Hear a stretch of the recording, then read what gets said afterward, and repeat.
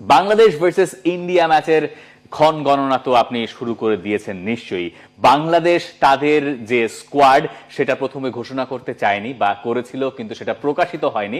তারা প্রকাশ করেছে অবশেষে। আর ইন্ডিয়া তারাও এই বাংলাদেশ ম্যাচের জন্য তাদের যে স্কোয়াড সেটা ঘোষণা করেছেন খালিদ জামিল, ইন্ডিয়ান কোচ। এবং সেখানে সবচেয়ে বড় খবর হচ্ছে সুনীল ছেত্রী আসছেন না বাংলাদেশে। সুনীল ছেত্রীকে রাখা হয়নি ইন্ডিয়ান স্কোয়াডে। এবং দেখেন এই জায়গায় বেশ কিছু জিনিস আপনি হচ্ছে গিয়ে অবজার্ভ করতে পারেন। এক হচ্ছে সুনীল ছেত্রীকে যখন ফেরানো হলো, সুনীল ছেত্রী যখন ফিরলেন অবসর তিনি নিয়েছিলেন। এরপর ফেরার পর তিনি আসলে বলেছেন আমি এশিয়ান কাপে আসলে কোয়ালিফাই করার টার্গেটেই তাকে নিয়ে আসা হয়েছে। এবং তিনি ফিরেছিলেন বাংলাদেশের ম্যাচের আগে, বাংলাদেশের ফার্স্ট হোম ম্যাচটার আগেই সুনীল ছেত্রীকে ফেরানো হয়েছিল। 25শে মার্চ ছিল সেই ম্যাচটা।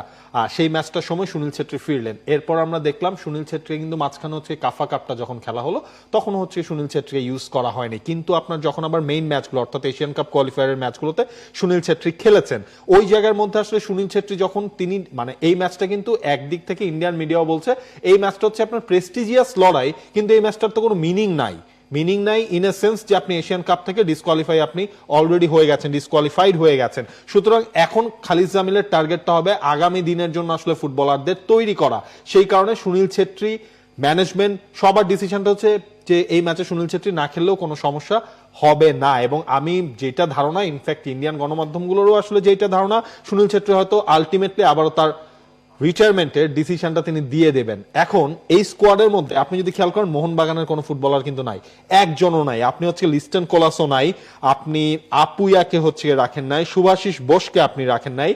বাংলাদেশ যে জিনিসটা ফেস করেছিল না, বাংলাদেশ ফুটবল ফেডারেশন এবং বসুন্ধরা কিংসের যে ঘটনাটা ঘটেছিল, ইনফ্যাক্ট এখনো তো আপনার বসুন্ধরা কিংসের ফুটবলাররা ন্যাশনাল টিমের ক্যাম্পে জয়েন করে নাই।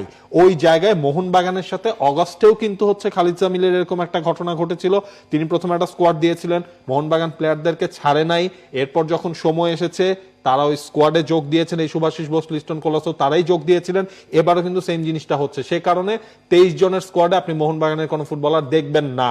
কারণ আপনি 10 তারিখ থেকে আপনার ফিফা উইন্ডোটা শুরু হচ্ছে, এর আগে আপনি খালিদ জামিল হয়তো আজকে বা কালকে থেকে হয়তো বা তার ট্রেনিংটা তিনি শুরু করছেন। মোহনবাগান নির্বাচক বলছে আমরা এখন ছাড়বো না। কোনো ফুটবলার যদি নিজের দায়িত্বে যেতে চায়, যে যদি ইনজুরিতে পড়ে, এটা তার দায়িত্ব। কারণ এএফসি টুর্নামেন্টে মোহনবাগান কম্পিটিশনে অংশগ্রহণ করছে, তাদের খেলা রয়েছে। সুতরাং খালিদ জামিল আসলে ডাকেন নাই ফুটবলারদের।